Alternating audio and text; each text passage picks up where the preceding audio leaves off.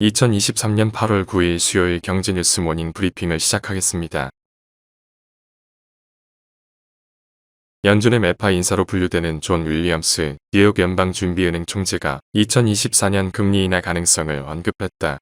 윌리엄스 총재는 현지 시간 7일 뉴욕타임스와 인터뷰에서 현재 기준금리는 최고치에 근접한 것으로 보인다며 미국의 물가가 향후 2년 이내에 정책 목표인 2%대로 하락할 것으로 예상한 뒤 그때가 되면 통화정책도 정상으로 돌아갈 것이라고 말했다. 반면 최근 국제유가 상승은 금리 인하에 대한 기대감을 낮추고 있다. 에너지 가격 상승은 경제 전반에 영향을 주고 이로 인해 연준의 목표치인 2%대 물가를 달성하는 데 방해 요인이다. 다음 뉴스. 국제신용평가사 무디스가 높은 자금 조달, 비용과 상업용 부동산 대출 관련 위험 증가 등을 이유로 미국 지역은행 10곳의 신용등급을 무더기로 강등했다. 6개 대형은행의 신용등급도 강등할 수 있다고 경고했다.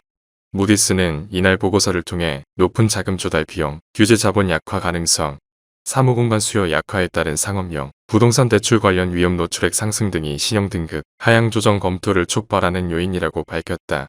미국 은행 파산 사태로 불안에 떨었던 투자자들은 금리 상승으로 자금 조달 비용이 증가함에 따라 은행업계의 스트레스 징후를 예의주시해왔다.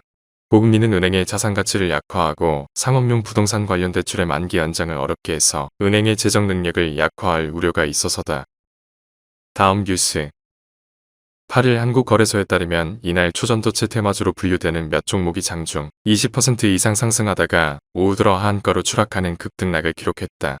이처럼 강세를 보이던 주가가 갑자기 수직 낙하한 데에는 미국 메릴랜드 대학 응집물질이론센터가 SNS를 통해 우리는 이제 게임이 끝났다고 믿는다. LK99는 실언에서 초전도체가 아니다라고 주장한 영향이 작용한 것으로 보인다. 한편 이복현 금융감독원장은 이날 임원회의에서 테마주 투자와 관련된 거짓 풍문 유포 불공정 행위에 엄중 대응하라고 지시했다. 다음 뉴스. 폴란드의 신규 잠수함 도입 사업에 한국을 포함한 11개 방산업체들이 참여 의사를 밝혔다고 현지 매체 더 퍼스트 뉴스가 현지 시간 6일 보도했다.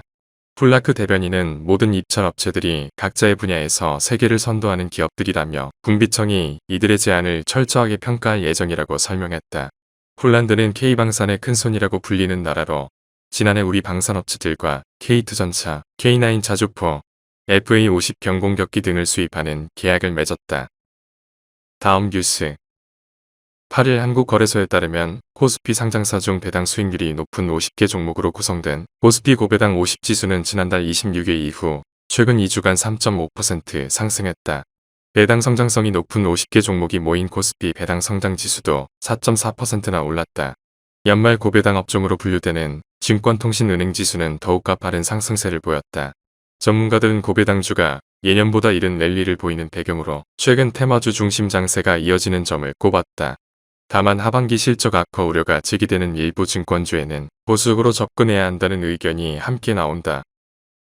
다음 뉴스. 현지 시간 7일 로이터 통신에 따르면 노르웨이 개인정보보호감독기구는 이날 메타가 오는 14일부터 하루 100만 크로네의 벌금을 물게 될 것이라고 밝혔다.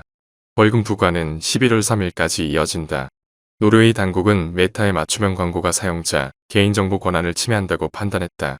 사용자의 물리적 위치와 좋아하는 콘텐츠 등 개인정보를 마케팅 목적으로 사용해서는 안 된다는 지적이다. 노르웨이 당국은 지난달 17일 메타의 개인정보 침해 문제를 해결하지 않으면 벌금을 부과하겠다고 통보했다. 노르웨이 당국의 이번 결정은 유럽 다른 지역으로도 확대될 가능성이 있다. 다음 뉴스. 현대백화점은 8일 공시를 통해 올 2분기 연결 기준 매출액이 전년 동기 대비 13.8% 감소한 9,703억 원을 기록했다고 밝혔다. 영업이익은 21.9% 줄어든 556억 원으로 집계됐다.